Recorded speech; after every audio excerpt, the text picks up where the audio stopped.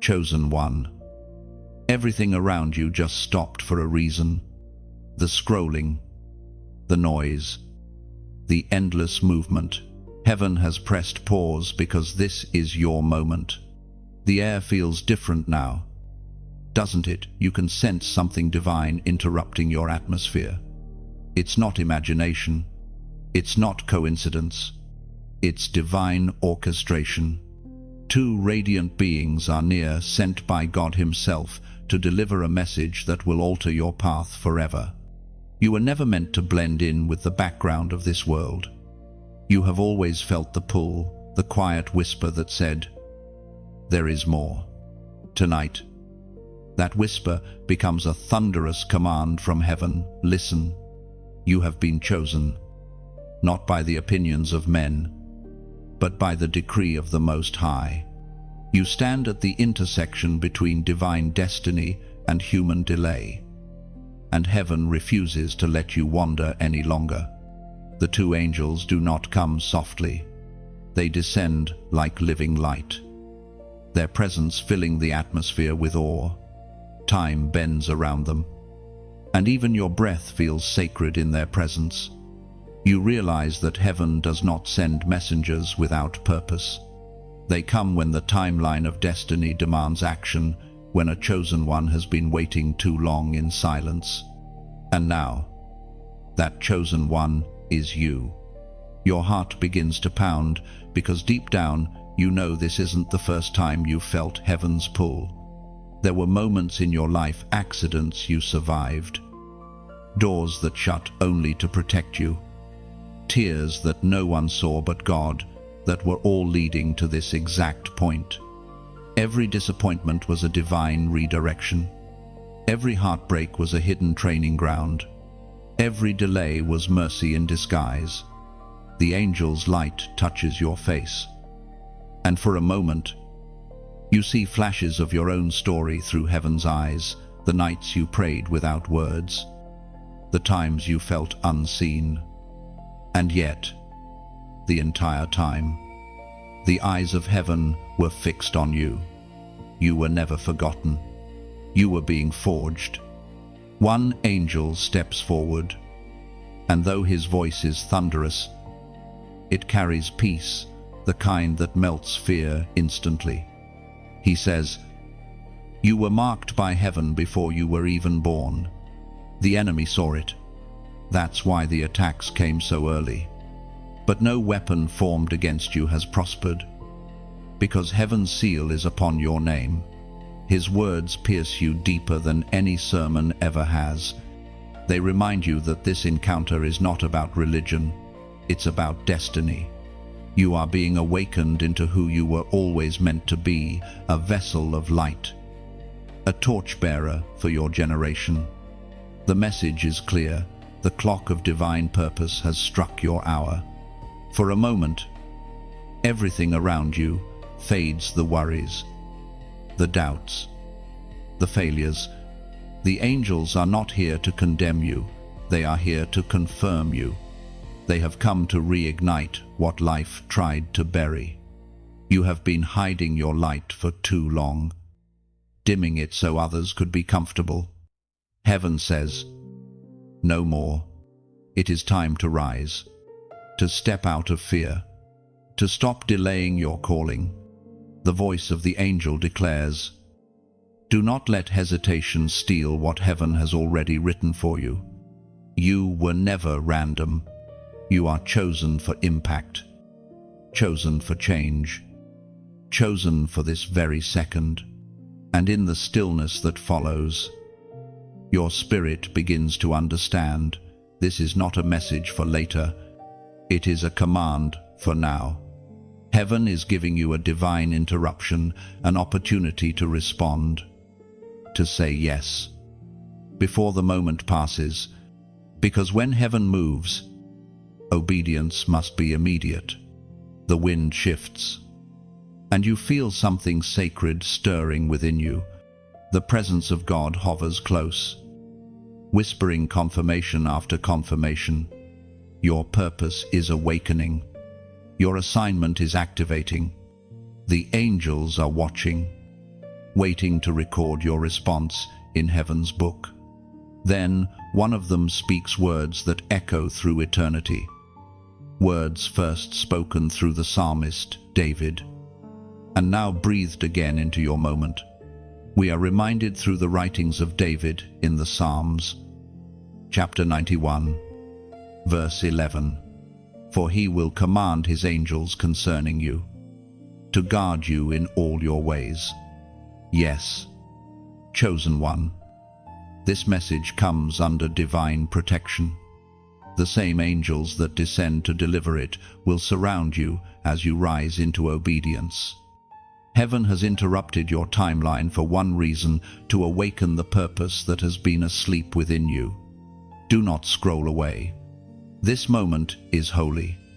Lift your heart in agreement, and let your yes echo where only angels can hear. If you feel this word burning in your spirit, if something deep inside you is awakening right now, then act on it. Show heaven your response. Like this message, so it reaches others who need this same divine awakening. Share it, so another soul remembers they are not forgotten. And if you haven't already, subscribe and stay connected, because heaven is still speaking, and you cannot afford to miss what comes next. Now, before the angels move, seal this moment. Type below as a prophetic act, 777, a symbol of divine completion, of perfect alignment with heaven's timing. Your obedience marks the beginning of something eternal. The air has not yet settled after the angels' arrival. Their radiance lingers, bending the light in the room until everything feels touched by heaven. You stand there, caught between awe and trembling, realizing that what just happened was not meant to impress you, it was meant to awaken you. This is the divine interception. From the moment you opened your eyes today, heaven was arranging this meeting. Nothing about it was random. The sudden stillness, the chill that ran through your spirit, the way your heart began to race, all of it was a sign that eternity had invaded time. The Spirit of God stepped into your timeline because something in your destiny could not wait any longer. You feel the weight of divine attention pressing on your soul. It is not heavy in a painful way, it is the weight of purpose, of knowing that your life has meaning beyond the visible. You sense the eternal eyes of heaven upon you, watching with love and holy expectation. And in that gaze, you understand something. God did not choose you because you were perfect. He chose you because you were willing. The angel nearest to you speaks softly this time, his words wrapping around you like music that only your soul can fully comprehend. The Lord has intervened. He says, your path was bending toward destruction, but heaven refused to let it continue. The Father has sent us because his plan for you must now unfold. You close your eyes, and images begin to flash in your mind, moments when things should have gone wrong but didn't. The night you should have lost your mind, but peace inexplicably found you. The relationship that broke you, but somehow redirected you to healing.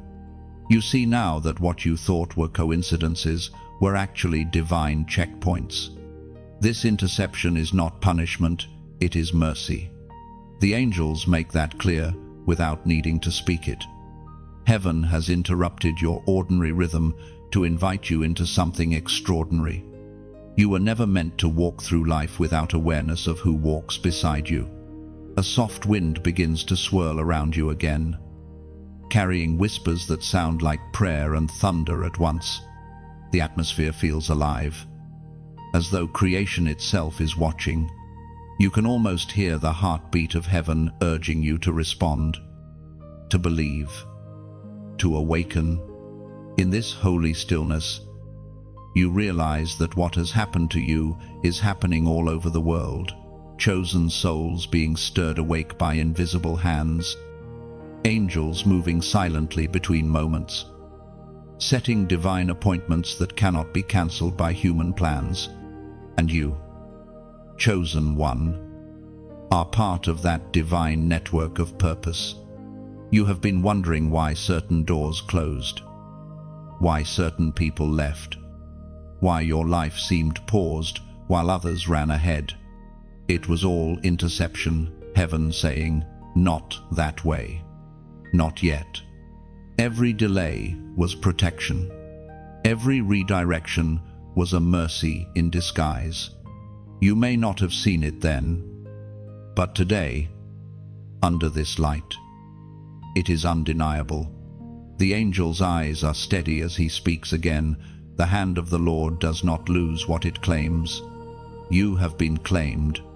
You have been preserved. Now you must walk in what you were spared for. His words strike deep.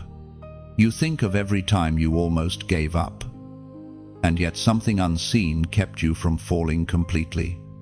You think of how many times you were close to destruction, but found yourself rescued by grace you did not earn.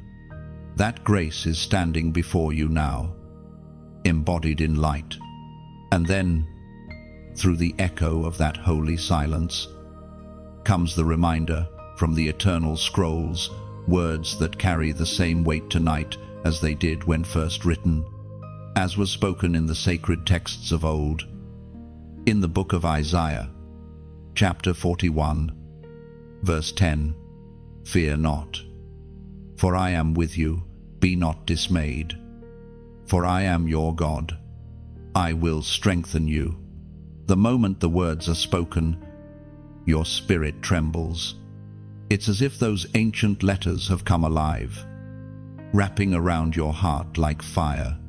You finally understand that heaven's interception is not an interruption to your life. It's the continuation of God's plan. The future you thought was lost is not lost at all. It is waiting for your obedience. You breathe deeply, and for the first time in a long while, peace settles over you. The chaos in your mind begins to quiet. You realize that you don't have to fight for control anymore. The one who holds the universe is already orchestrating every detail. Above you, the angels begin to fade into soft light, their outlines dissolving into the atmosphere. Yet their presence doesn't leave it lingers, imprinted in your spirit. You know now that this interception was not the end of something, it was the divine beginning of everything. The light surrounding you flickers gently now, no longer blinding, but burning steady like the flame of a holy altar. The two angels remain before you, their eyes unblinking, their presence both tender and terrifying. You feel your heart open as though a seal has been broken. The message they carry has weight, it is alive. This is not a vision for comfort, it is a divine summons. You sense it in your bones, heaven's clock is moving, and your name has been spoken in the courts of eternity. The weight of the message begins to press upon your chest until every breath feels sacred. You try to understand it, to put it into words. But the language of heaven cannot be confined to human thought. You simply know you are standing in the exact place, at the exact time, where purpose demands a response. One of the angels unfurls something glowing like molten gold, a scroll suspended between his hands. It moves as though alive, every letter of light breathing with divine authority. "This is the message," he says. "This is why you have been awakened." The sound of his voice ripples through you, carrying a frequency that feels both ancient and new. The assignment heaven has written for you has reached its appointed hour. The angel declares, "You cannot postpone destiny any longer." The words that have been sealed are opening. The prayers that were buried are rising. What was delayed will now demand action. A trembling realization fills your heart every struggle, every battle, Every unanswered question was leading you to this moment of revelation. You were being shaped to carry this weight. What others saw as your failure, heaven saw as your formation. The second angel steps closer, his expression grave yet filled with compassion. The delay is over, he says. The heavens are shifting, and the message must be received. If you do not speak when heaven calls, silence will become your chain. But if you obey, nations will feel the echo of your yes. Those words linger in the air like a holy fire, testing your heart. You begin to feel the duality of this message, the beauty of calling and the cost of obedience. It is not just about being chosen, it's about carrying the message faithfully even when it breaks you open. Your thoughts scatter, but the Spirit gathers them again, pulling your focus to one truth. The urgency of this divine communication is not meant to terrify you, but to awaken you to alignment. This is the hour where obedience must outrun emotion. For a moment, silence falls, and you hear only your heartbeat echoing in rhythm with eternity. Then the angel speaks again, and his words resonate with the authority of Scripture itself. The apostle reminds us in his letter to the Romans, chapter 10, verse 14, how, then, can they call on the one they have not believed in? And how can they believe in the one of whom they have not heard? And how can they hear without someone preaching to them? Those words strike you like a lightning bolt from heaven. You finally understand the urgency of this encounter. This is not just about your survival, it's about the souls tied to your obedience. If you stay silent, they remain in darkness. If you speak, light begins to spread. You have been entrusted with a message that carries weight beyond your own life. The angels look at you as if they see every moment of your future, the people who will hear truth because you chose courage, the hearts that will awaken because you refuse to stay hidden. Heaven does not send such words lightly. The weight you feel is sacred responsibility. And suddenly, it's no longer about whether you are ready, it's about whether you will respond. Because readiness is not measured by confidence, it is measured by surrender. Heaven isn't asking for your perfection, only your obedience. A gentle wind moves again, but this time it feels like a whisper across your soul. The first angel leans closer and says, "This message must not be lost. It will cost you comfort, but it will birth destiny. Do not shrink back."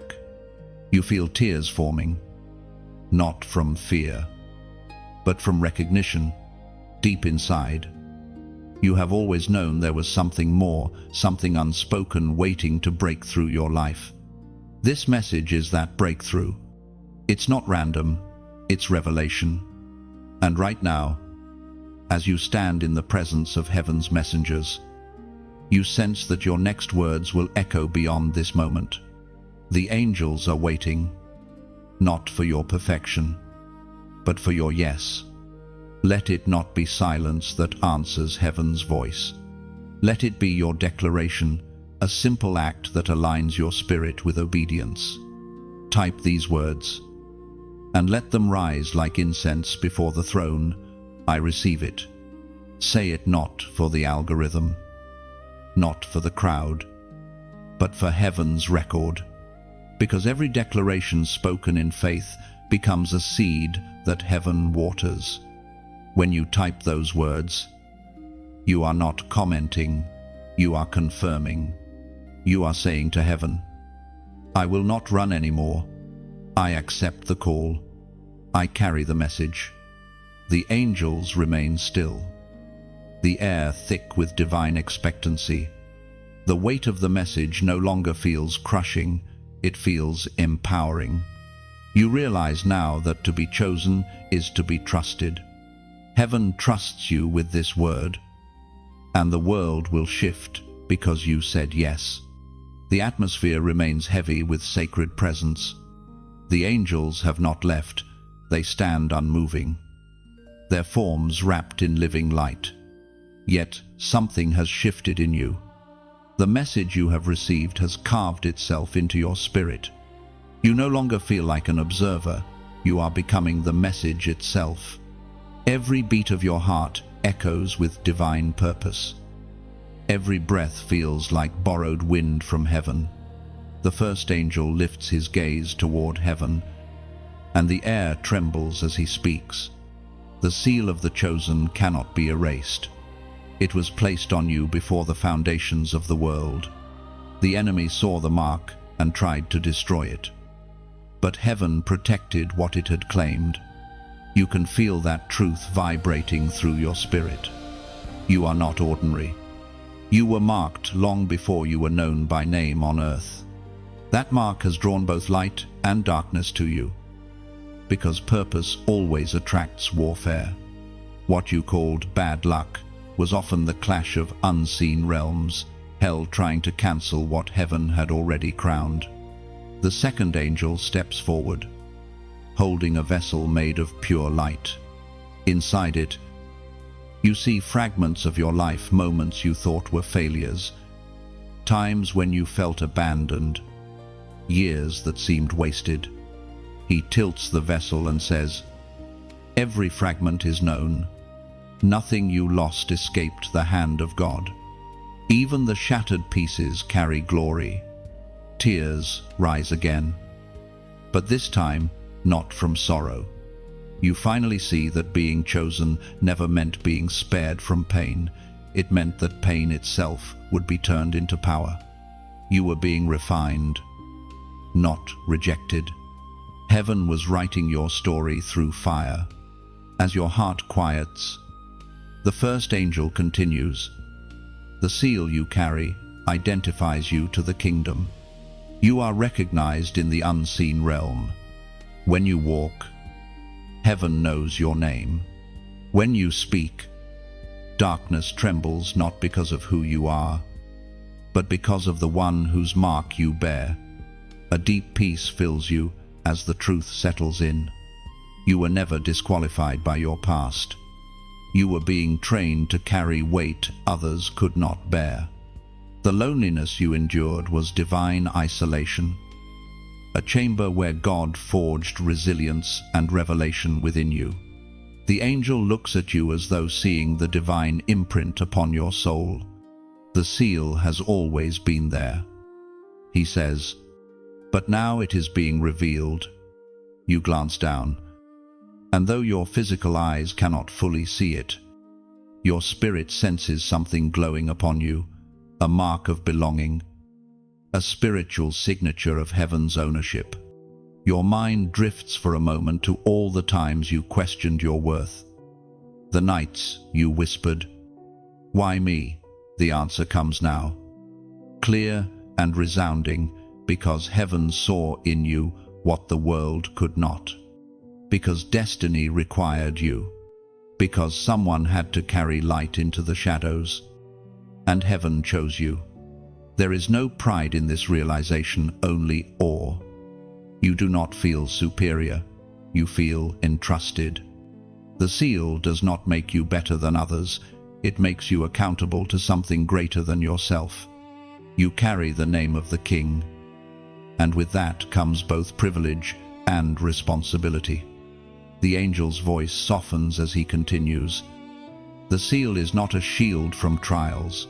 It is proof that you belong even in the fire. The mark upon you tells heaven who to strengthen, and it tells hell who cannot be defeated. In that moment, a memory from Scripture rises like light breaking through darkness, ancient truth woven into your awakening. It is written in the book of Ephesians, chapter 1, verse 13, "And you also were included in Christ when you heard the message of truth, the gospel of your salvation. When you believed, You were marked in him with a seal, the promised Holy Spirit. The words reverberate through you like thunder. They confirm everything the angels have spoken. You are not waiting to be marked. You already are. The evidence of heaven rests upon you. Unseen by human eyes, yet recognized by every spiritual force in existence. You realize now that every time you felt alone, the seal was still there. Every time you doubted, it did not fade. Every moment you broke, heaven did not revoke its claim. The seal was not placed because of your perfection, but because of your purpose. The angel's presence seems to hum with agreement. They do not move, but you feel an invisible strength rising from within you, courage you did not know you carried. You understand now that to bear the seal is to bear both calling and cross. To walk the narrow road of obedience even when no one applauds. The light dims to a golden glow. Soft but unbroken, the angels remain before you still, watchful and radiant. One of them steps forward, his face calm yet charged with power. When he speaks, the sound feels like thunder wrapped in mercy. Listen carefully, he says. The seal has been revealed, but now you must decide how you will carry it. The weight of his words hangs heavy in the room. You feel the divine seriousness of this moment. To be chosen is not a title, it is a calling that demands movement. The first angel's voice deepens, shaking something inside your soul. Delay, he says, is the thief of destiny. Heaven's door stands open, but it will not wait forever. The harvest is ready, but the laborers are still thinking. You remember how many times you felt the nudge, the quiet whisper, to step forward, to speak truth, to build, to forgive, to serve, but you silenced it with doubt. The angel's words pull that memory forward, not to shame you, but to awaken you. You feel the urgency of heaven pulsing in your veins. Then he speaks again. Softer now. Do not confuse patience with procrastination. Heaven's timing is perfect, but your willingness determines its fulfillment. Every moment you hesitate, the enemy celebrates. But when you move, even one small act of faith, all of heaven moves with you. Those words pierce through every layer of resistance. You feel tears begin to fall, not because of guilt, but because of love. God's patience has always been mercy, not neglect. He has waited through your wandering, your disbelief, your fear, and still, he calls. In the stillness, the angel lifts his hand toward you. A soft current of wind flows through the air, and you see flashes moments from your future people whose lives will change because you decided to act, because you refused to stay silent. You see laughter replacing sorrow, hope blooming in dark corners, light spreading like dawn across forgotten hearts. Then the angel speaks words that seem to stretch across eternity. According to what is revealed in the book of Isaiah, chapter 55, verse 6, seek the Lord while he may be found, call upon him while he is near. The sound of that verse fills the atmosphere like a divine clock ticking. It is not meant to scare you, it is meant to awaken you. You feel your spirit lean forward, as if every part of you understands that this is not a message for later. This is heaven's now. You whisper under your breath, I don't want to miss it.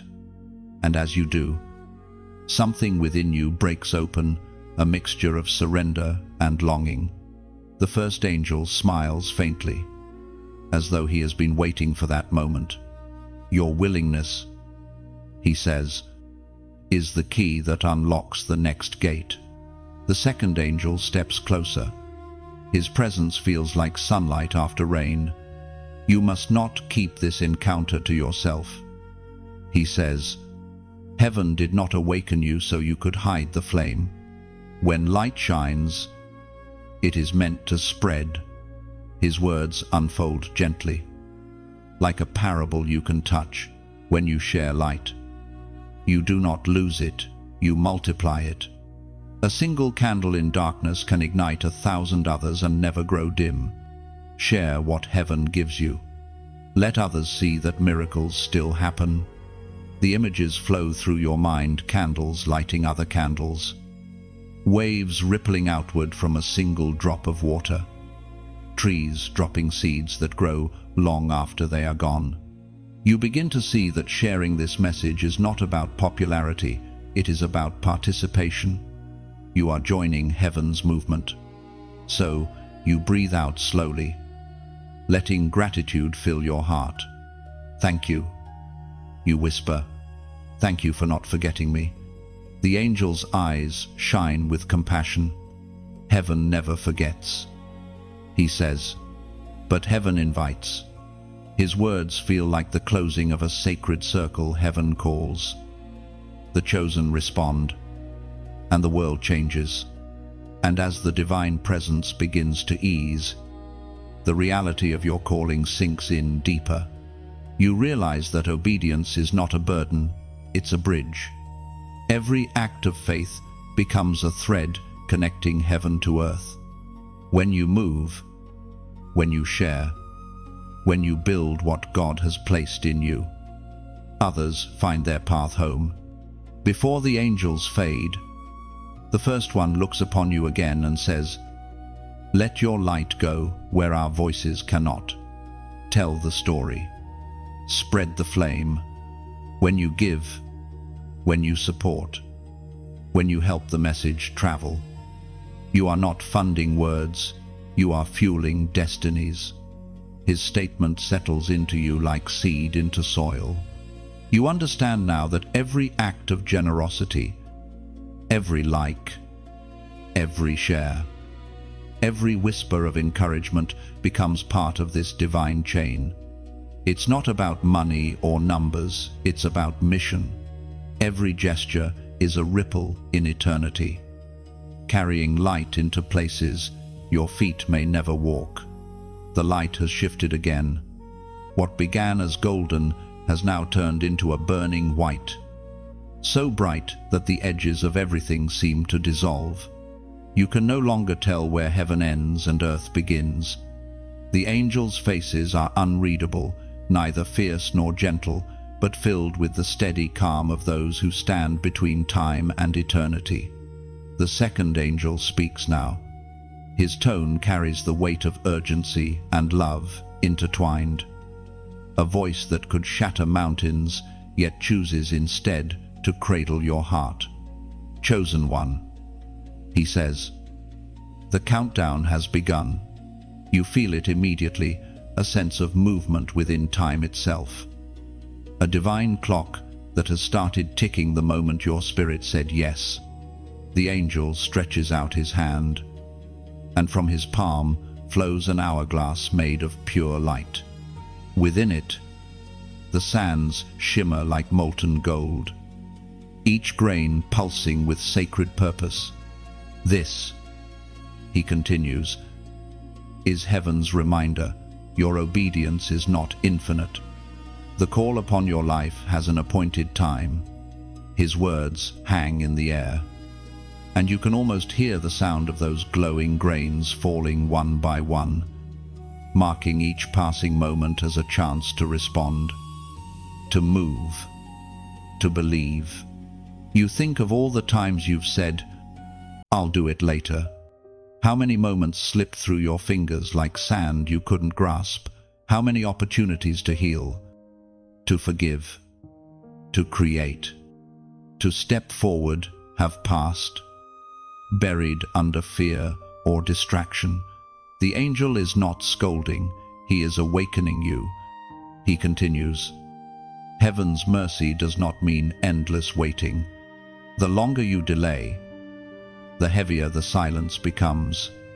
The door of purpose is open now, but it will not stay open forever. The sound of the hourglass intensifies, echoing softly like a heartbeat. You realize that every breath is a grain of time. You are standing inside the countdown of your divine assignment.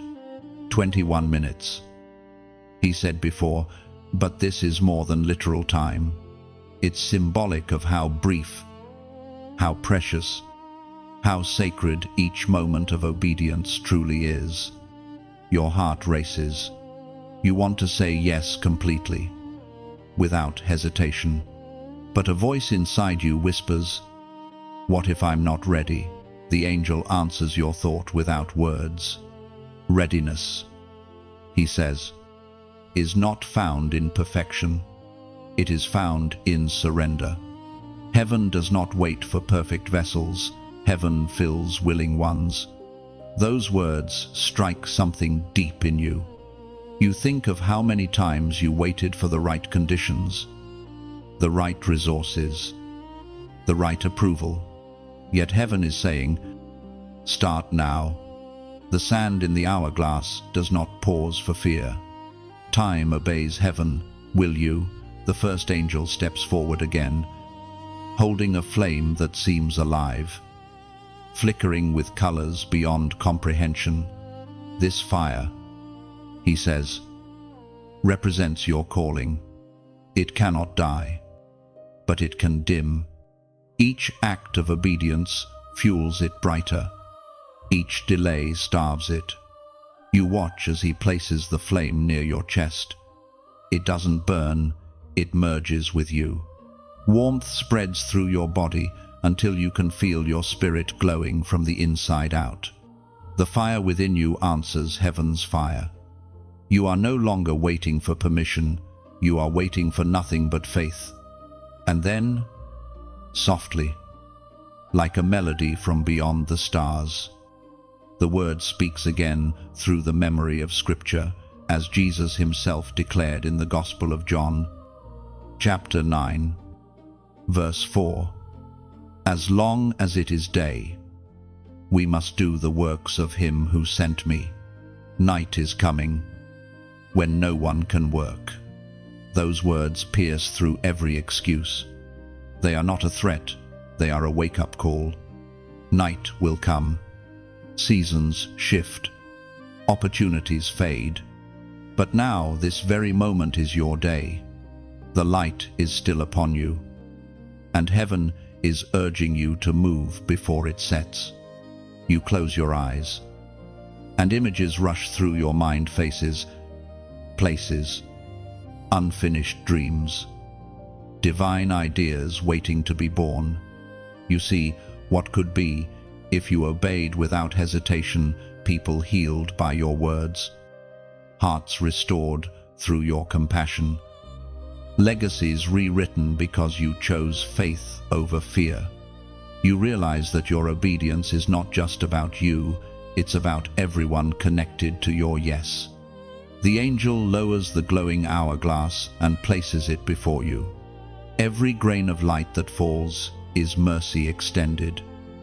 He says, but mercy unaccepted turns to regret. The time is now. Your chest rises and falls as you absorb every syllable. This isn't pressure, it's purpose calling with a voice too holy to ignore. You know you must respond. And heaven waits for that sacred sign, a symbol that you have heard and understood. Let your heart answer through your fingertips. Type this prophetic number 555. Do not do it out of superstition. Do it as an act of alignment. 5, the number of grace. 3 5s, the completion of divine mercy. It means you are stepping into the fullness of what grace has already prepared for you. When you write it, you are not typing digits, you are declaring to heaven, I am awake. I will not delay. Let this be your covenant with time. your promise to heaven that you will move when called, speak when prompted, and obey when chosen. The radiance begins to soften, the hourglass dissolves, and where it once floated, a new light begins to form, a scroll glowing with an otherworldly brilliance. It hovers in the air before you, rotating slowly, inscribed with symbols that seem to shift each time your eyes try to focus. You sense instantly that this is not paper or ink, but spirit and flame. The first angel speaks again, his voice resonant, filled with solemn joy. This is the scroll of purpose. He says, every chosen one has one. It is the record of your divine design, written before time began. You feel your knees grow weak as the weight of this revelation presses against you. You are being invited to look into heaven's blueprint for your life. The second angel gestures toward the scroll, and it unfurls before you like a sunrise breaking through darkness. What you see takes your breath away. There are scenes from your life, moments both beautiful and broken, written in threads of light. You see your childhood, the innocence, the wonder, and how heaven wept when it began to fade. You see the storms that shaped you, the prayers you didn't think God heard, the nights you thought you were alone, but angels stood guard unseen. You realize that every detail of your journey has been documented not as a list of mistakes, but as a story of redemption. The angel says softly, this scroll does not accuse you, it reveals you. It carries both your wounds and your victories, because both serve the same purpose, to make you unshakable. You watch as new lines appear across the scroll, written not by ink, but by light itself, new words forming as your spirit responds to what heaven is saying. It dawns on you that the scroll is not finished. It's alive, breathing, continuing to be written by every choice you make, every act of faith you dare to live out. The scroll is not just a record. The angel continues, it is a covenant. It bears witness to your calling, and it carries the assignments that only your hands can complete. The second angel raises his hand, and your spirit suddenly feels lighter, as though invisible chains have fallen away. You have been waiting for purpose, he says, but purpose has been waiting for your awakening. Heaven does not hide your destiny from you, it waits for you to become ready to see it. You reach out tentatively toward the scroll, and the moment your fingers touch its light, knowledge begins to pour into you, not facts or figures, but understanding. You see flashes of what you are meant to build, the lives you are meant to touch, the healing that will flow through your obedience. It is overwhelming, yet strangely peaceful. You realize now that you were never wandering aimlessly. Even your detours were rerouted into destiny. The mistakes that shamed you are now transformed into stepping stones within the scroll. The Father wastes nothing. A quiet voice rises in your heart. Not from the angels this time, but from within you, the whisper of the Spirit itself. You have read many things, it says, but now you are reading yourself. Tears stream down your face as the truth takes root. All your searching for meaning, all your praying for direction, it was never lost. It was always written here, waiting for this divine unveiling. The angel's voice fills the silence again. You are not behind. You are exactly where the scroll required you to be. Every moment of confusion brought you to alignment. The story was never off course, only unfolding. Your spirit trembles at those words. You think of all the years you spent comparing your journey to others, doubting your timing, questioning your worth. But the scroll shines brighter, revealing that your path was never meant to look like anyone else's. Heaven wrote it uniquely for you.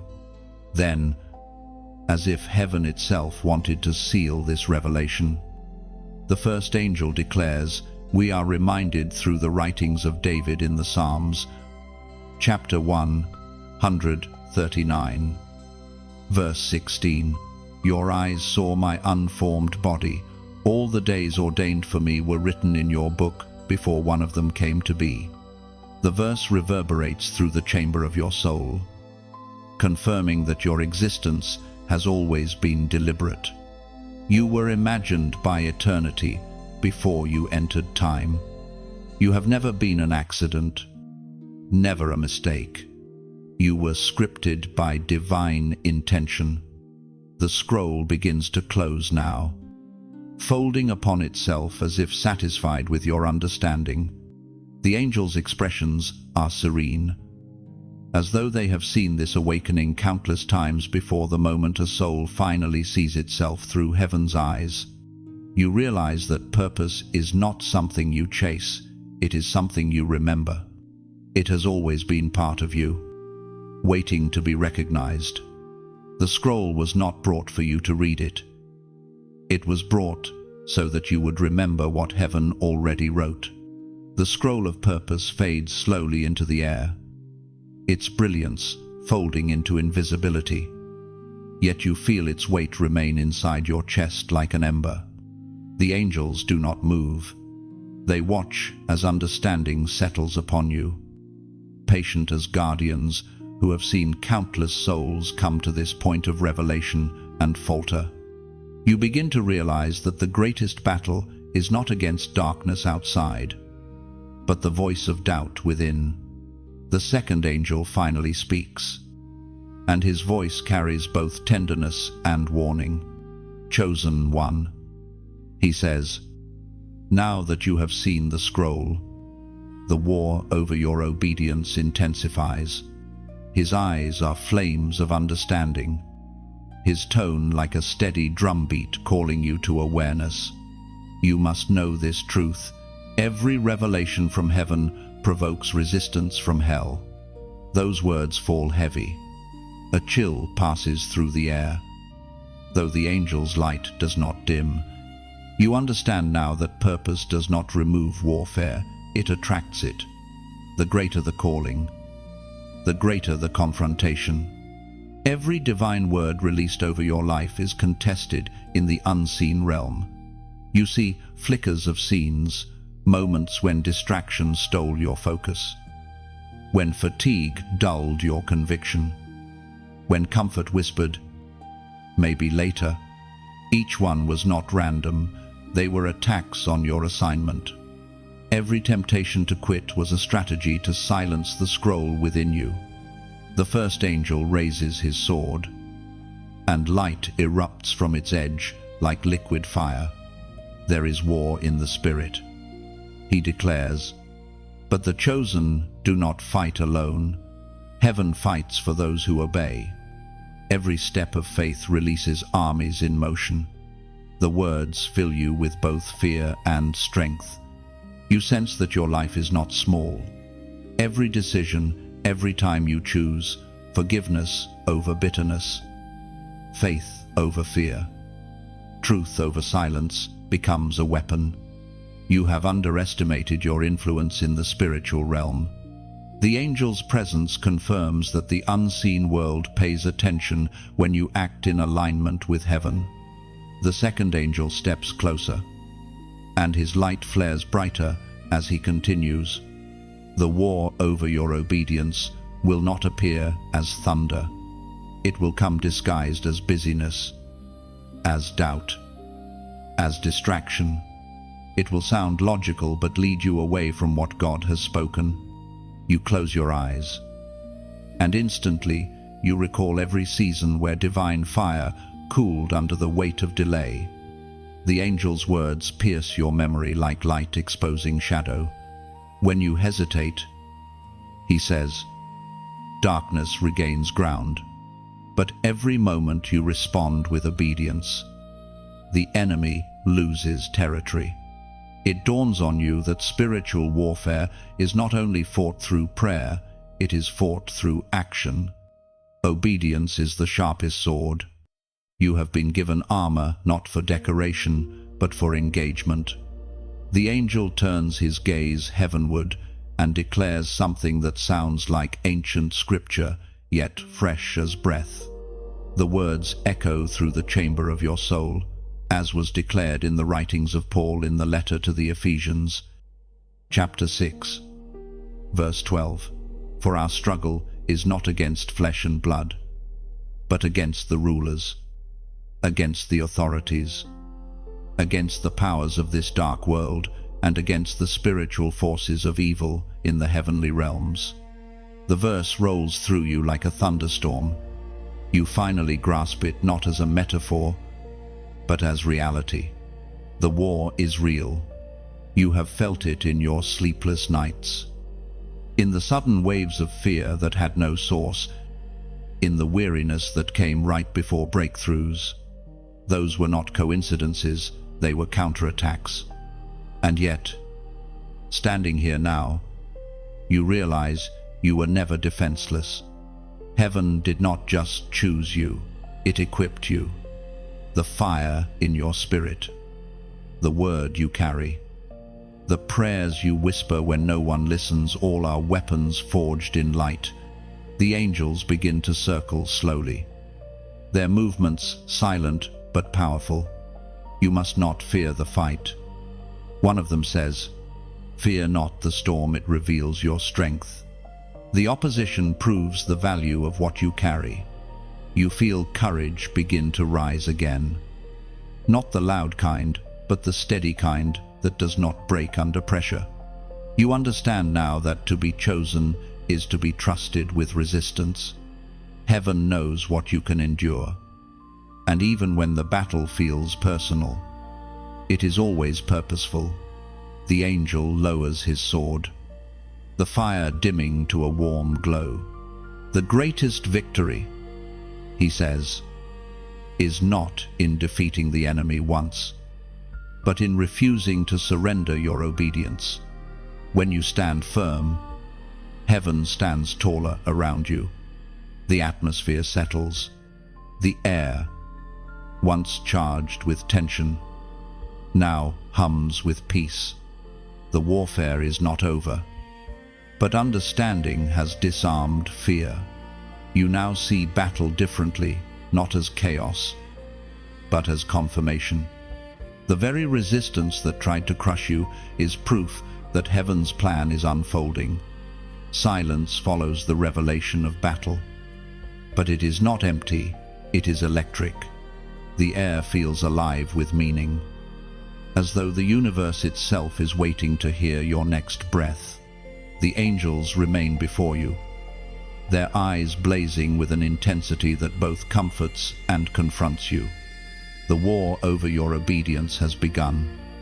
But now, something far deeper rises within you, the breaking point. Those words unravel something deep inside you. You've spent your life waiting for confirmation, asking for signs, begging for assurance. But now, you understand that faith was never about proof, it was about trust. Heaven has already confirmed you. What remains is your agreement. The air begins to shift again, and a gentle wind moves through the space, carrying echoes of your past, the doubts, the compromises, the moments when you chose silence over courage. They swirl before you like smoke, and you realize you can no longer outrun them. This is your breaking point. You feel your heart race. But the second angel steps closer and places a hand over your chest. His touch feels like sunlight and thunder combined. Do not fear the breaking, he says. It is not destruction, it is revelation. Heaven breaks what is false to reveal what is true. Tears well up in your eyes. You've been so afraid to fall apart, not realizing that the falling apart is the doorway to becoming whole. Every burden you've carried, every scar, every disappointment is beginning to lift. Not because the pain is erased, but because its purpose is revealed. You hear it clearly now. The gentle voice of the Spirit cutting through the noise. You are not being crushed, you are being reformed. The angels nod, as if in agreement with that truth. What breaks in you now? The first one adds, is what can no longer continue. Fear cannot follow you into the future God has prepared. The words strike deep. You realize how many times you've carried fear like a familiar friend, letting it whisper lies about your worth, your timing, your calling. But standing here now, surrounded by holy light, you can feel that fear beginning to dissolve. The breaking is not punishment, it is purification. A new sound rises, faint but unmistakable, the song of deliverance. You can't tell if it comes from heaven or from your own spirit, but it vibrates through every part of you. It sounds like chains falling, like hearts opening, like dawn after endless night. Then the angel speaks again, quoting words that echo through generations, reminding you that what feels like breaking is often the beginning of becoming, as was spoken by Joshua in the book that bears his name. Chapter 24, verse 15. But if serving the Lord seems undesirable to you, then choose for yourselves this day whom you will serve. But as for me, we serve the Lord. The verse fills you with strength. You understand that the decision has always been yours, not forced, not demanded, but offered. Heaven never coerces, it calls.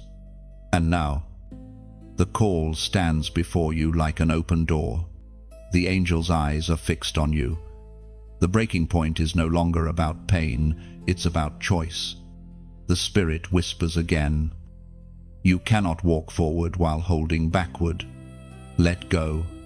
Your lips tremble as you whisper a prayer, not of eloquence, but of surrender.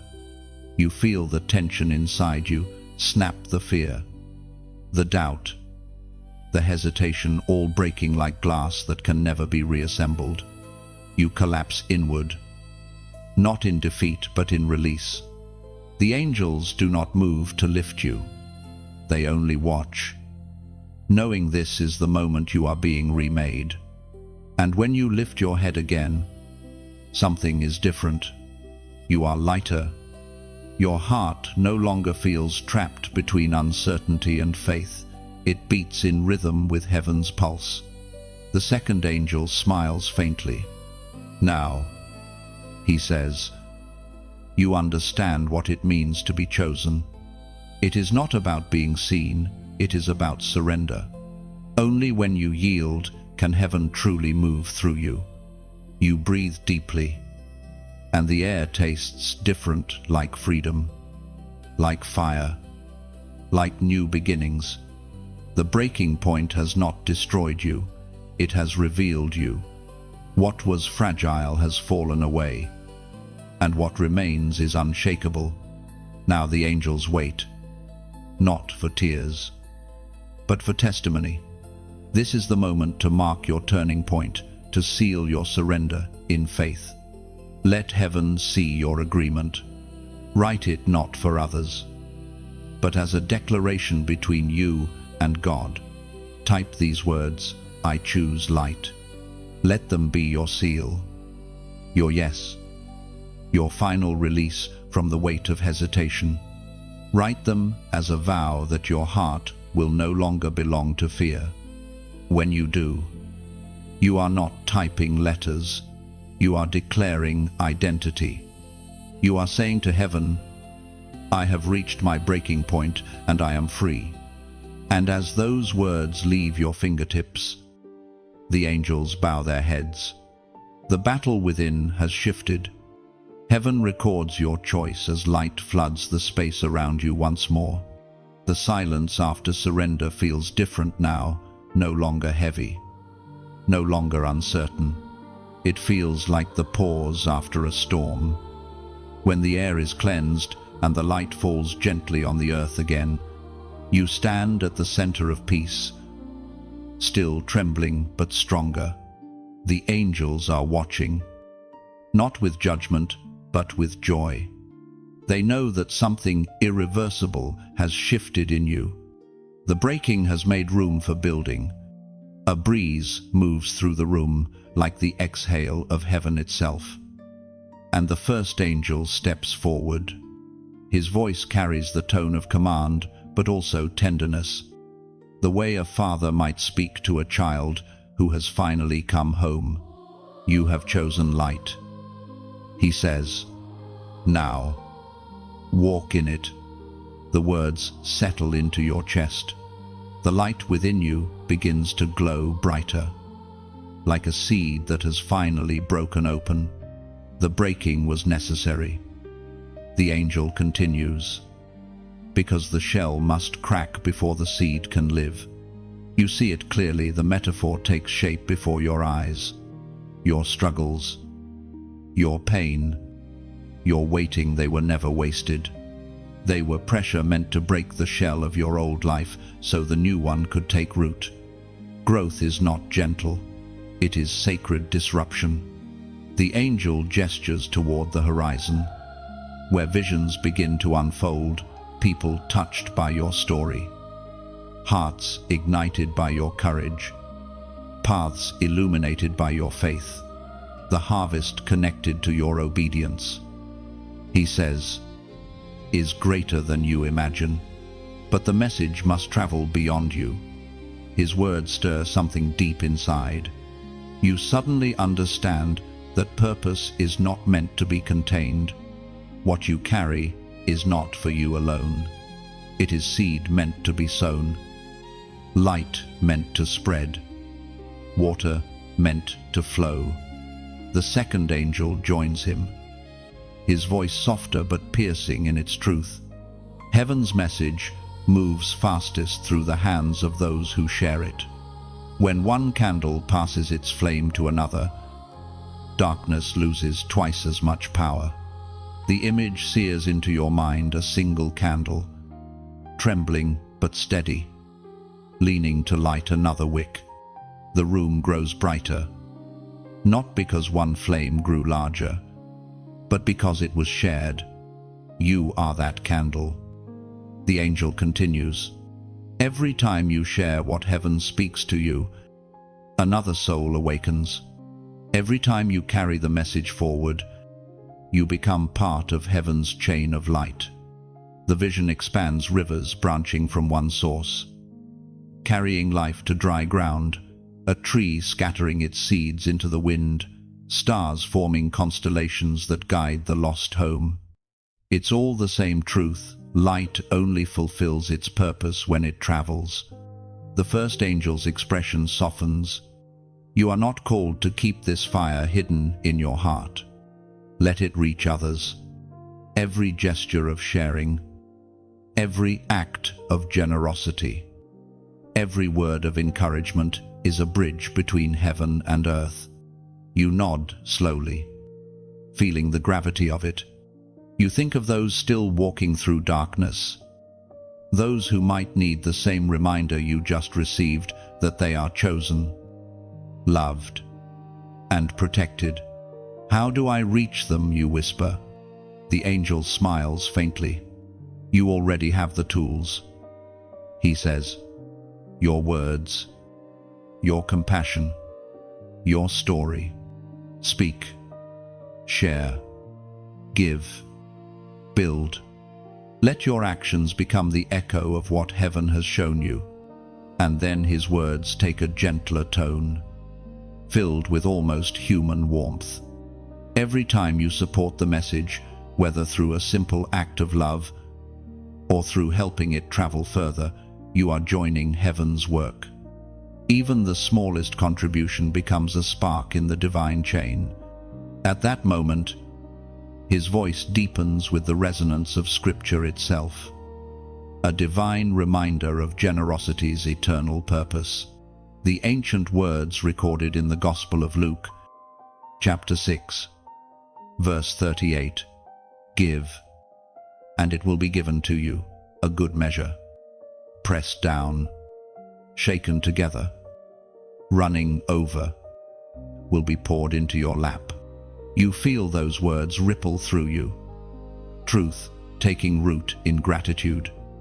Giving is not losing, it is multiplying. Heaven's economy is not subtraction, it is overflow. Every act of generosity becomes a doorway for blessing to enter not just your life, but the lives of others. You feel it not as obligation, but as invitation. This isn't about charity, it's about partnership. Heaven allows you to become part of its flow. When you support what carries light, you are not just giving, you are planting. Every share becomes a seed. Every offering becomes a river. Every act of kindness becomes a bridge for another soul to cross. Give as trees give. The angel says, freely, without keeping count.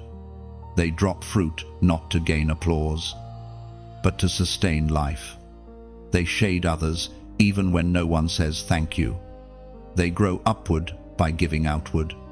His words linger in the stillness. You realize that generosity is not measured by amount but by alignment. It is the soul saying, I want to be part of what God is doing. The angel's voice lowers, gentle as a whisper. When you like, when you share, when you speak of what you've witnessed, you extend the wings of this message.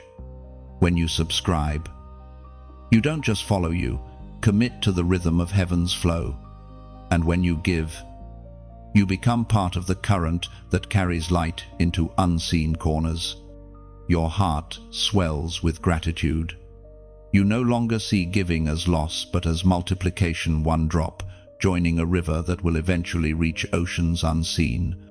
The light that once burned around you begins to shift again, rippling like the surface of water when a gentle breeze passes over it.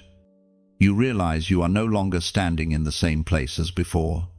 The walls of the moment have dissolved, and time has become thin. One breath feels eternal. One heartbeat feels like an echo through centuries. The first angel gestures toward the horizon of this endless space. There is something you must see. He says, you have seen what happens when you delay. Now, you will see what unfolds when you obey. At his words, the light in front of you bends and reshapes itself into a vision, a vast tapestry woven of shimmering threads. It is alive, moving, shifting, forming images that tell stories not of fantasy, but of destiny. Every glowing strand connects to another, and in the center, a golden thread pulses with light. You sense immediately that it represents your obedience, your yes to heaven's call. As you watch, the tapestry begins to expand. You see lives intertwined with your own, people whose paths will be changed simply because you stepped forward in faith. You see faces you do not recognize, some smiling, some crying, all being touched by ripples that began with one small act of courage.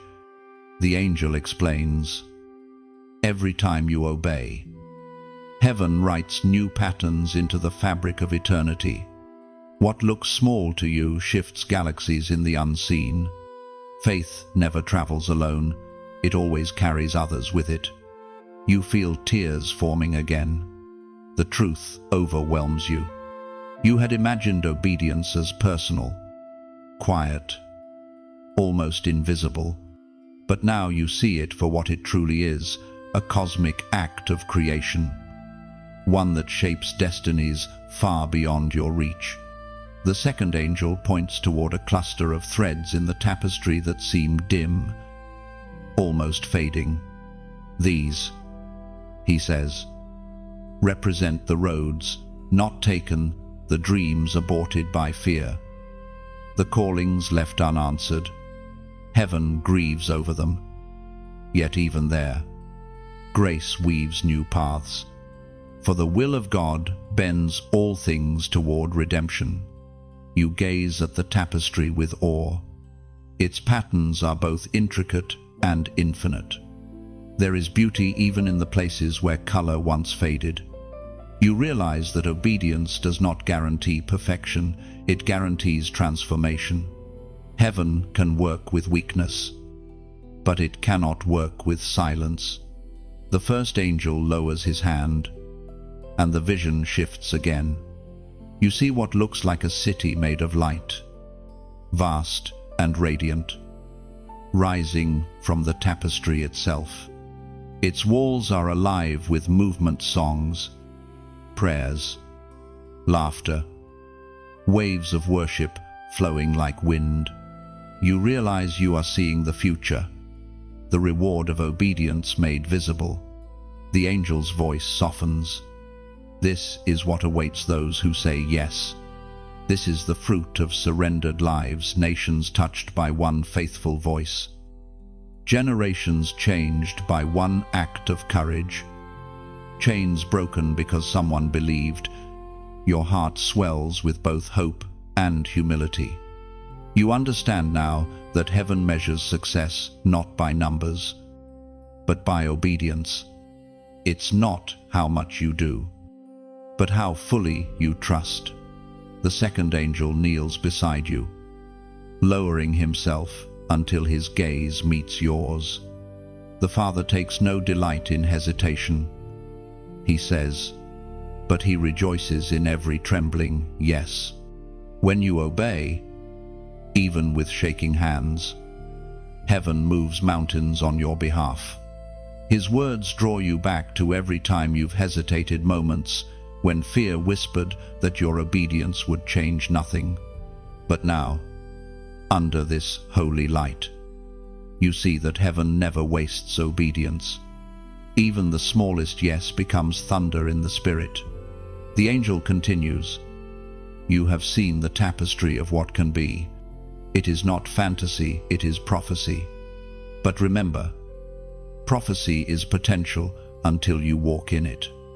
And then his voice deepens, echoing like thunder and calm sea at once, as he recalls the ancient promise from the scroll of vision, as was written in the book of Habakkuk, chapter 1, verse 5, look at the nations and watch, and be utterly amazed. For I am going to do something in your days that you would not believe. Even if you were told, the words pierce through you like light through shadow. You finally understand that the visions you have seen are not far-off miracles reserved for others. They are invitations for your own obedience to fulfill. The tapestry begins to fade, its colors folding back into light, but the echo of its beauty remains in your soul. You will never forget it. The angels rise once more, their expressions solemn but radiant. You realize this glimpse was not meant to entertain, it was meant to empower. You stand in the stillness that follows, your heart steady, your spirit alive. You know now that obedience is not the end of the journey, it is the beginning of miracles. The future is not waiting for perfection, it is waiting for movement. The vision fades like mist before sunrise. You are back in the stillness again, your spirit still glowing, your mind racing to grasp what you have seen. The angels remain near, but their light has softened to something gentle, like candle fire before dawn. You sense that heaven is not finished. The atmosphere feels like a held breath, waiting for one more revelation. The first angel steps forward, his expression solemn. You have seen the scroll. You have seen the tapestry. But now, he says, heaven calls for surrender, not in word, but in will. The word surrender carries an unfamiliar weight. You've spoken it in prayer before, but never like this. This time, it feels like a command written in light, echoing through every cell of your being. The second angel lifts his hands, and the air begins to shimmer. Surrender, he says, is the highest form of warfare. The enemy fears nothing more than a heart that has nothing left to lose. The statement shakes you.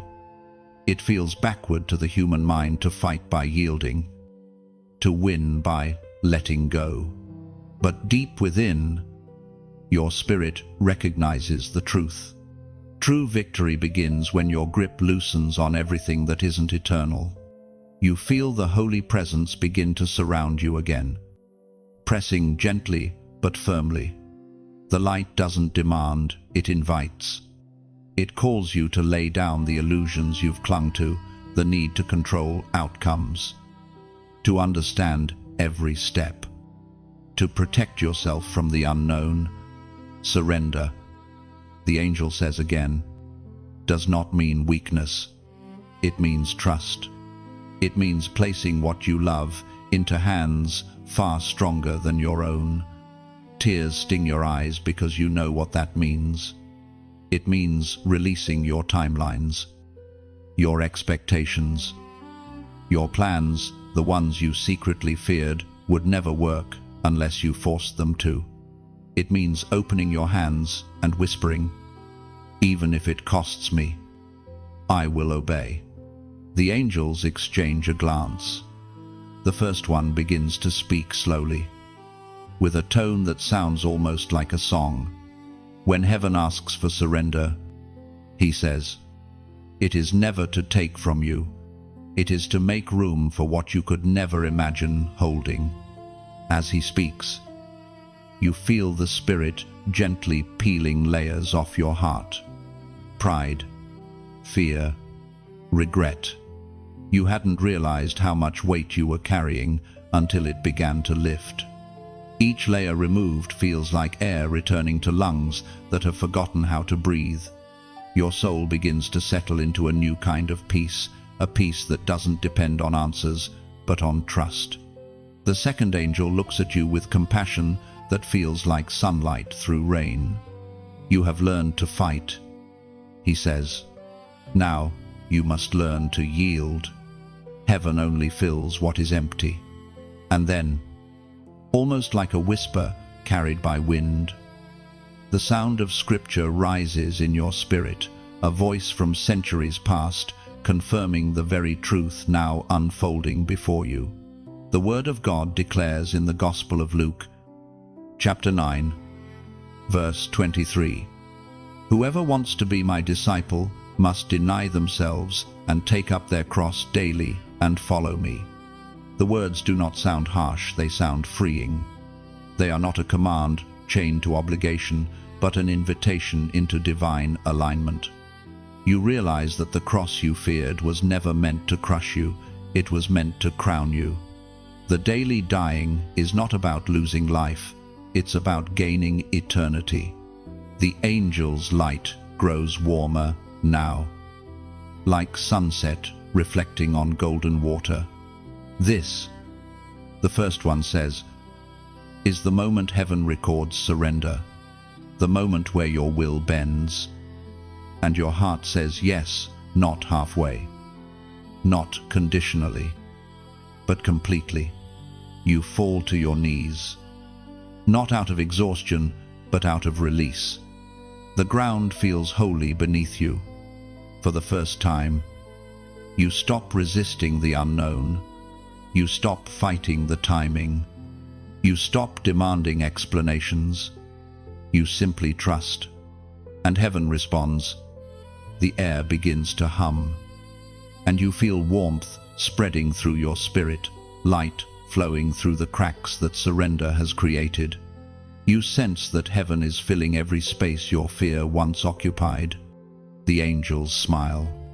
Now, one of them says, heaven will move quickly. What was delayed by resistance will be accelerated by surrender. Your spirit feels lighter than it ever has. Every weight you carried dissolves like morning fog. You no longer need to know the how or the when.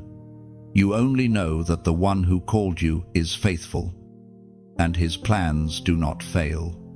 The first angel lowers his voice. If you understand this moment, he says, mark it. Let heaven see your agreement. This is your covenant moment, not a vow made out of fear, but out of love. Heaven watches for your signal, your outward sign of inward surrender. Type this number 444. It is not a superstition, it is a symbol. 4 is the number of stability, of foundations. 444 means heaven is solidifying your alignment, anchoring your destiny upon the rock that cannot be moved. It is your declaration that your surrender is complete. Let this be your mark of trust. When you type it, you are saying, I will follow even when I don't see. I will yield even when it costs me. I will trust even when I cannot trace. And as those numbers are written, the angels bow their heads, their wings stretching wide. The light intensifies once more. Not around you, but within you. You are no longer just the one chosen. You are the one surrendered. The light within you burns brighter now, not like a flame that flickers, but like one that breathes alive, steady and holy. The angels watch in silence as your surrender transforms into something radiant. You are no longer trembling, you are anchored. Every fiber of your being hums with peace. But beneath that peace, there is movement, something divine is stirring. The first angel steps closer, his expression filled with solemn joy. Now comes the fire of transformation. He says, the stage after surrender is purification. Heaven will not only claim you, it will cleanse you. The words send a tremor through you. You thought surrender was the end, but now you understand it is only the door. The true change happens in the refining. Transformation does not occur when you speak yes, it occurs when your yes is tested by fire. The angel lifts his hand, and the atmosphere around you shifts. What was still now begins to move like wind, swirling with unseen energy. Flames appear not physical, but spiritual threads of light that twist through the air like ribbons of molten gold. They do not burn destructively, they cleanse, purify, heal. Do not fear the fire. The angel says, reading your thoughts. This flame is not sent to consume you, but to reveal you. Gold fears the furnace only until it remembers that purity is its destiny. The fire draws near, and instinctively, you flinch. You've known the pain of loss, the ache of letting go. Yet when the fire touches you, it feels like mercy. You sense memories rising, the ones you've hidden, the guilt you've buried, the words you regret. They surface, not to shame you, but to be healed. It feels like light moving through old wounds, closing them not by hiding scars, but by sanctifying them. You realize the fire is not punishment, it is restoration. Heaven burns away only what hinders, what is holy. The second angel's voice fills the room, deep and resonant. The Lord disciplines not to destroy, but to refine. Fire does not erase the vessel, it reveals its true form. You feel your spirit expanding. The fire seems to enter your chest, flooding you with warmth that reaches places no human touch ever could. All the pain that once defined you begins to shift into power. The memories that once weakened you now gleam as testimonies of grace. The angel continues, the old you cannot carry the new assignment. Heaven burns away the version that survived, so the one that was created can rise. Your body feels lighter, your spirit freer. You realize that transformation is not about becoming someone else, it's about returning to who you were before fear rewrote your identity. The fire is rewriting you back into your original design. And then, in that holy blaze, Scripture resounds like a trumpet call, echoing through every layer of your being, as was written by the prophet Zechariah. Chapter 13, verse 9. This third I will put into the fire. I will refine them like silver and test them like gold. They will call on my name, and I will answer them. I will say, they are my people. And they will say, the Lord is our God. The words wrap around you like a mantle. You feel the truth of them. Refinement is proof of belonging. The fire is not a sign of distance from God. It is evidence of His nearness. He refines those He calls His own. The angels move closer, the flames reflecting in their eyes. You are being made holy. One of them says softly, the world will see change, but heaven sees return. You are becoming again who you were before the world told you who to be. The fire's movement slows, its brightness softening until it becomes part of you, woven into your breath, your heartbeat, your soul. You are not merely standing in the light, you are carrying it. The first angel lowers his sword into the ground, and the flames bow in response. Transformation is never gentle, he says, but once it is complete, darkness cannot touch what has been through fire. You look at your hands and realize they are glowing faintly. You are not just witnessing transformation, you are the evidence of it. The angels watch, silent witnesses to what heaven has made new. The fire that once surrounded you fades into a quiet glow. The air feels clean, the space weightless, as though creation itself pauses to acknowledge what has just taken place. You stand taller now, not out of pride, but out of peace. The angels watch you with reverence, their expressions soft, knowing that the transformation has been sealed. The first angel speaks with calm authority. Now that you have been refined, you are ready for the covenant. His words settle deep, vibrating through your spirit like a sacred chord struck in eternity. The covenant, he continues, is the bond between heaven and your obedience. It is the promise that you and heaven now move as one. You feel the magnitude of it immediately. This isn't a contract written on paper, it's an agreement carved into spirit. A vow that your will belongs fully to the one who called you. It feels both weighty and freeing, like chains that turn into wings. The second angel steps forward, holding something radiant in his hands. It looks like liquid light shaped into a symbol, part flame, part river, part crown. This, he says, is the seal of covenant, not the same as the mark of the chosen. That was identity. This is alignment. He holds it before you.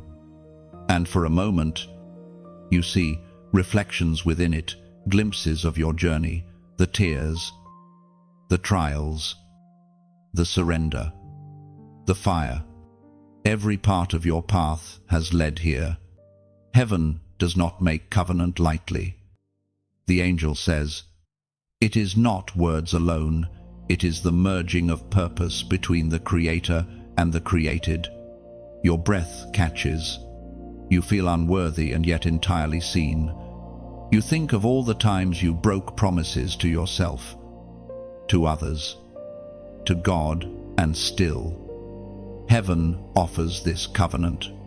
Grace doesn't keep records of failure. It builds altars of return. The angel gestures for you to lift your hands. The light in his palms flows toward you like liquid gold, entering your chest, spreading through your spirit. It feels like both fire and rest, holy paradox made flesh. The covenant is not placed upon you. It becomes part of you. The first angel speaks again, his voice carrying the rhythm of eternity. From this moment, your steps are not random. Heaven will guide your paths. The covenant means that even when you do not understand, you will be kept. You nod slowly, tears forming again, not from sadness, but from awe. This covenant does not promise ease, it promises presence. It guarantees that even in confusion, you will never be abandoned. And then the angel lifts his gaze heavenward and declares words that resound like a seal being stamped upon your soul. Heaven speaks clearly through the words in Deuteronomy. Chapter 7, verse 9. Know therefore that the Lord your God is God. He is the faithful God, keeping his covenant of love to 1,000 generations of those who love him and keep his commandments. The verse settles into you like an anchor. Faithful God, covenant of love, 1,000 generations. You feel eternity breathe through those words, God's loyalty stretching beyond your lifetime, beyond your comprehension. You are part of something much larger than your story. You are a continuation of divine promise. The angels kneel briefly, their wings arching in silent reverence. The act humbles you deeply. You realize that heaven does not kneel to you, it honors the covenant between you and the Almighty. They recognize what has been written in light across your spirit. The second angel rises and looks into your eyes. From this day forward, your yes will carry authority. You will not speak for yourself, but for the one who has sealed you. Words born from covenant are not mere sound, they are decree. His statement carries weight. You feel it reverberate through your bones. This covenant has changed not only who you are, but how your voice will move through the world. Your speech, your choices, your presence, each will echo heaven's intent. The angels step back slightly, and the light between you and them intensifies into a radiant bridge of gold. It is as if heaven and earth are shaking hands through you. You are now a covenant bearer. The first angel says, everywhere you go, the atmosphere will recognize it. Darkness will know your name, and light will follow your word. You exhale slowly, the truth sinking deeper with every breath. The covenant is not fragile. It does not depend on feelings or perfection. It stands firm because it rests on his faithfulness, not yours. In that realization, peace fills you completely. You feel your soul aligning with divine rhythm, the heartbeat of heaven and earth moving together as one. The covenant has been sealed, and you have been claimed by forever. The air feels alive again, humming softly with energy that seems to come from every direction at once. The angels have not left, but their posture has changed. They stand taller now, like sentinels ready to release a decree. You can feel it too. Something final, something magnificent, is about to be spoken. The second angel steps forward. His eyes burn like liquid amber. Fierce, yet kind. Chosen one, he says. The time of silence has ended. Heaven has recorded your surrender, your transformation, your covenant. Now, your name is being proclaimed in the courts of eternity. As he speaks, light ripples outward from his wings, spreading across the unseen horizon. You hear it, your name. carried like a song, whispered by voices that sound like rivers colliding with wind. It isn't pride that fills you, it's awe. You were once a voice in the crowd, but now, heaven calls you a messenger. The first angel raises his voice, and his words move like thunder through water. When you said yes, heaven took note. When you obeyed, hell trembled. And now, your obedience has become a torch for others. Your story will guide the lost. Your light will stir the weary. Your words will awaken the forgotten. You stand in quiet reverence as a realization settles deep. Your life is no longer just about you. It is a message God intends to send to the world. Your survival was never merely for comfort. It was for commission. Every wound you endured has turned into language for someone else's healing. The angel looks upon you with the kind of pride a general shows a soldier who has endured the hardest battle. The second angel's cry, he says softly, marks the recognition of heaven. When your name echoes above, it means your assignment on earth has gained authority. A pause follows, heavy but holy. You can feel creation listening. The angel speaks again, quoting the timeless declaration that confirms this moment. As it is written in the book of Revelation, chapter 3, verse 5, the one who is victorious will be clothed in white, their name kept in the book of life. The verse thunders through your being. It isn't just words, it is confirmation. You feel it resonate deep inside you, acknowledged before the Father. The mere thought of heaven speaking your name fills you with tears that feel like worship. And then, something begins to stir a movement, a calling. You sense that what has been given to you is not meant to remain still. You must not let the flame fade. The first angel says, when heaven gives light, it must be carried forward. His words settle like seed in your heart. You remember the journey, the moments you almost gave up, the times you felt unseen. Now you understand why you survived. It was never only for your deliverance, it was for your divine duty. You were chosen to carry light where others could not. The second angel steps closer, his voice soft but full of purpose. Heaven's light must travel. Just as rivers flow and seeds scatter, so must this message. Every time you share what you've received, you build another bridge between earth and heaven. His imagery unfolds before your eyes, rivers crossing deserts, torches lighting paths through mountains, wind carrying pollen across fields. You see the symbolism clearly. Now spreading light is not noise, it's nourishment. Sharing truth does not drain you, it multiplies you. He continues, when you like, when you share, when you speak life into another soul, you are not just echoing words, you are extending heaven's reach. When you stay connected to the stream of this message, you remain part of the flow that heaven uses to awaken others. The first angel adds, support what carries light. When you give, you water the roots of revelation. When you share, you plant seeds of awakening in hearts you may never meet. When you subscribe, you help the flame travel further than your own hands could carry it. His tone is gentle, yet it carries sacred gravity. You are not just an audience, you are a vessel. Every act of generosity, every echo of truth, every moment of participation becomes eternal currency in the kingdom. You breathe in deeply, your heart swelling with gratitude. For the first time, you understand giving not as loss, but as partnership.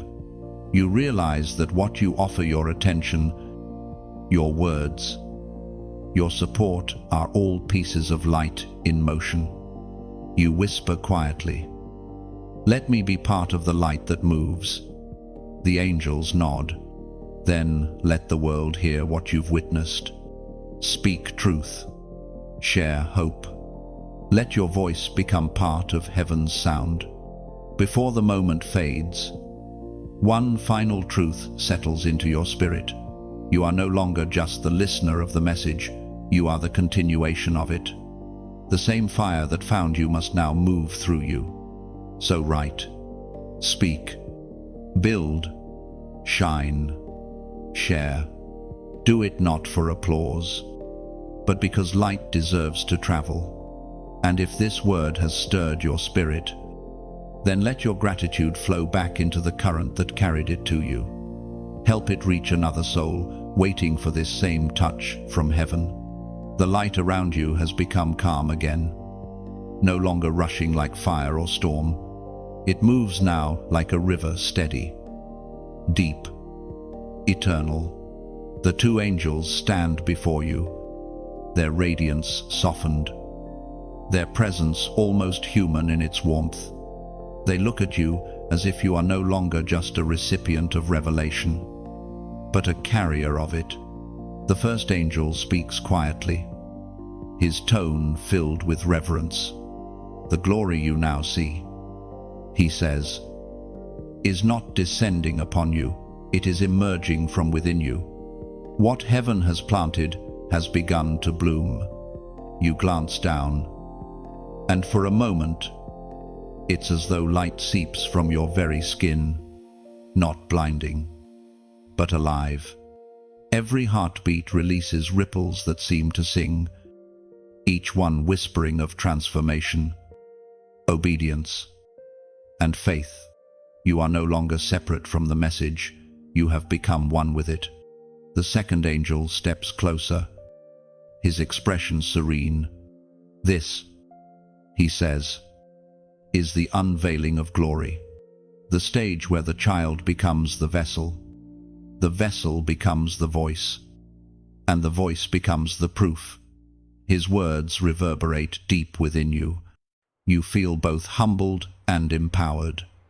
Every step, every trial, every flame has led to this unveiling, not a glory of pride, but of presence. Heaven's glory is not about crowns or applause. It is about becoming a mirror through which the divine light can be seen. The angel raises his hand, and suddenly, visions surround you, waves of people walking through darkness, each holding a faint light.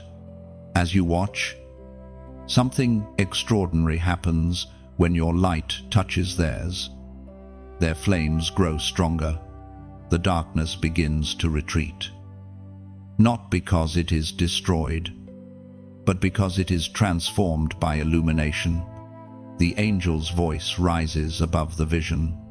This is what it means to carry glory, not to keep it hidden, not to use it for power, but to let it awaken others.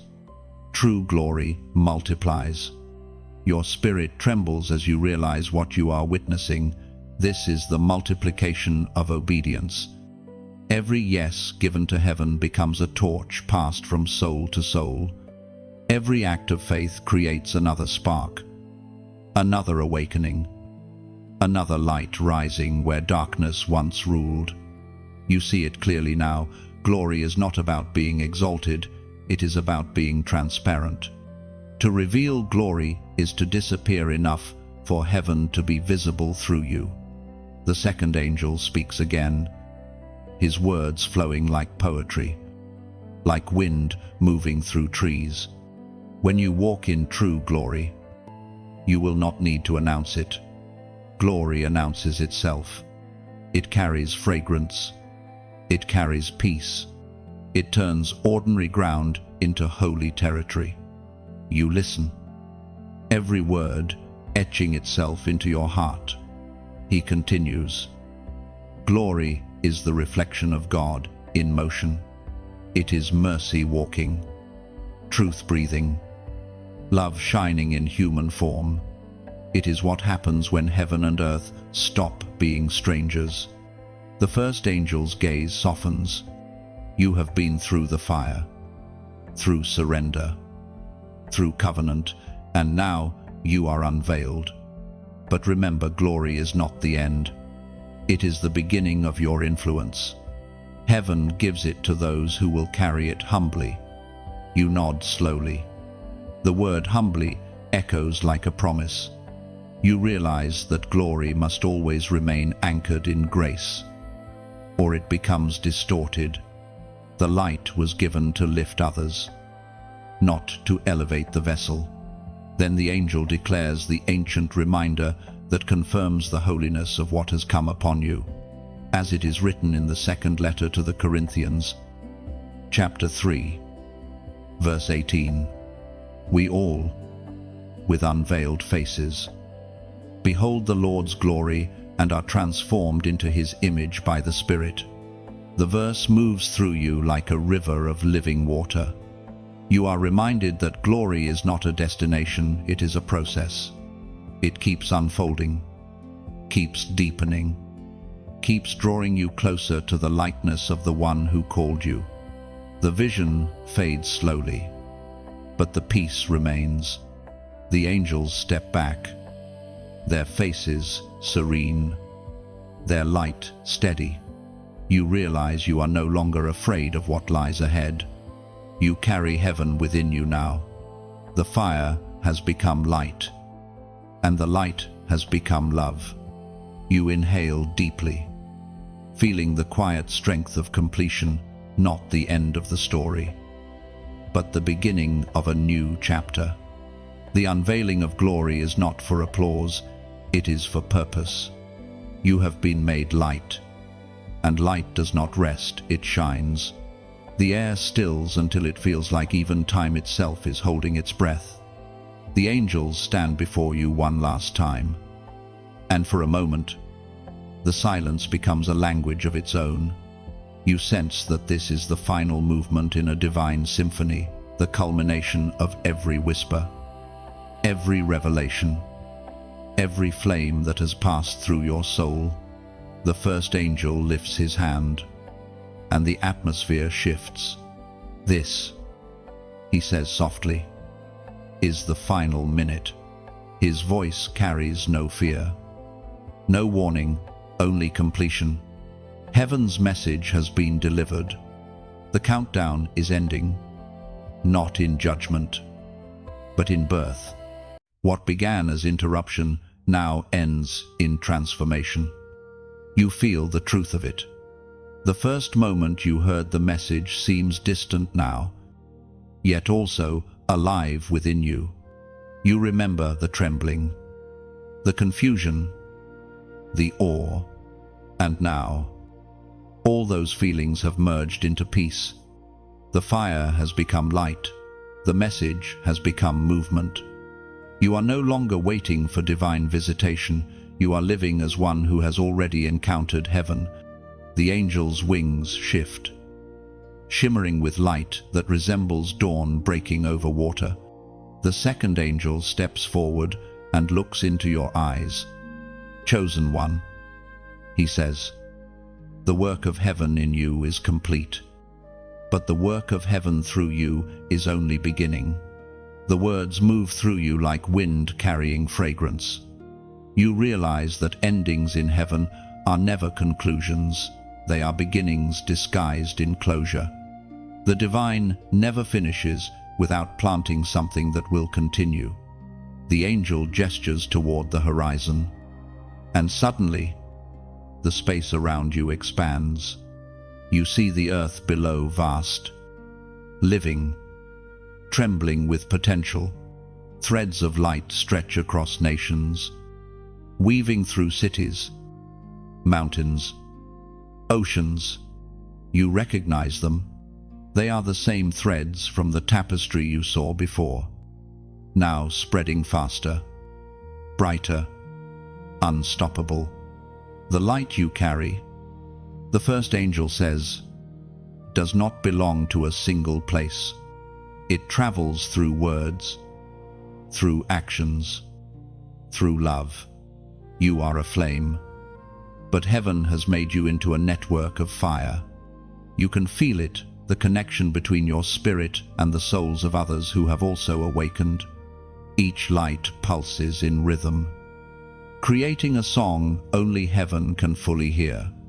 The unity of purpose fills you with reverence. You understand now that being chosen is not about isolation, it is about intercession. The chosen stand as bridges between heaven and earth, living prayers with hearts on fire. The second angel smiles. You have seen heaven move. He says, you have felt the voice of God. You have carried the flame, and you have been transformed by his covenant. Now, your assignment is not to speak of glory, but to live it.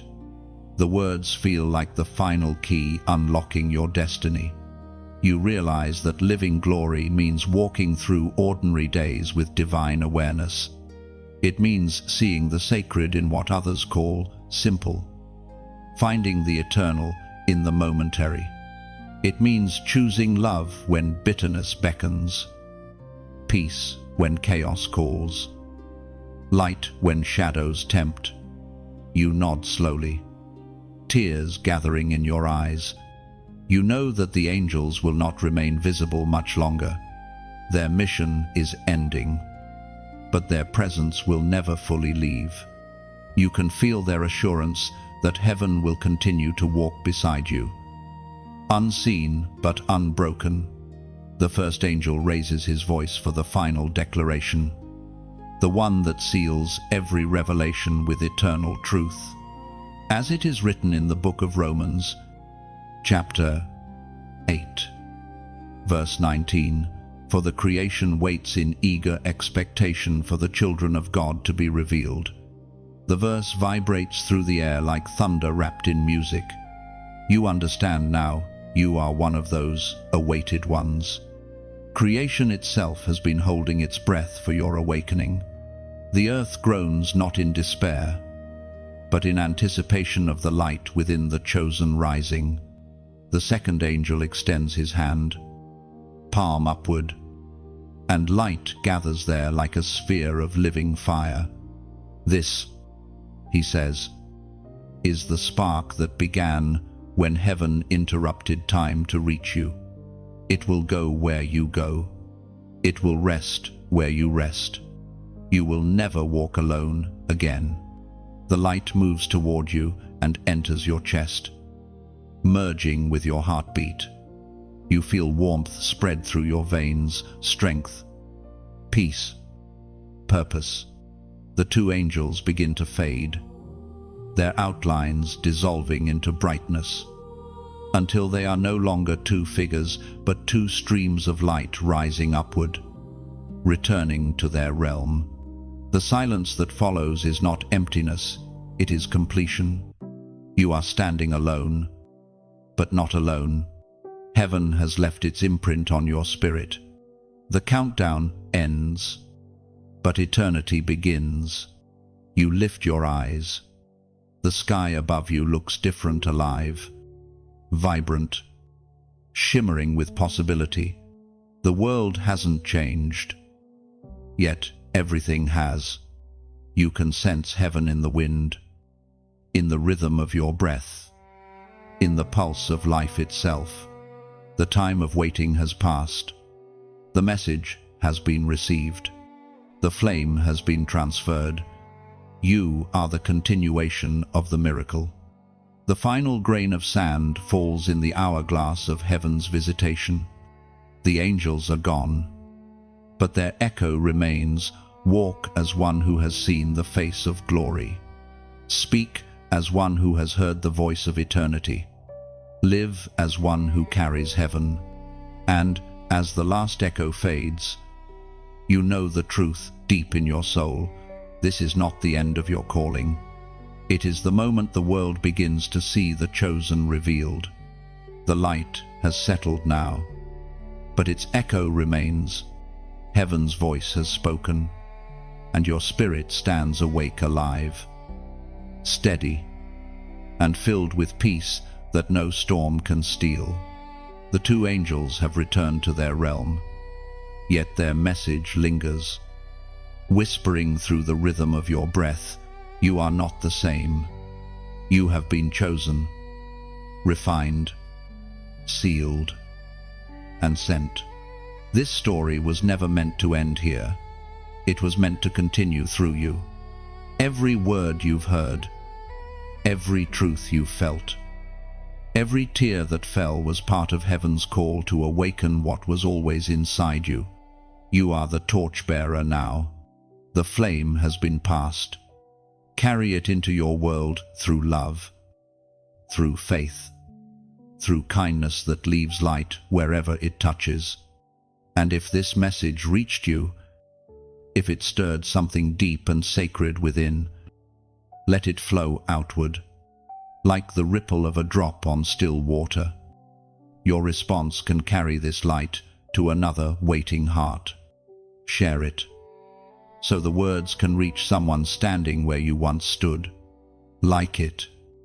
If the truth within these lines met you in a hidden place, comment what this moment meant to you, and let your voice join the chorus of those who are awakening.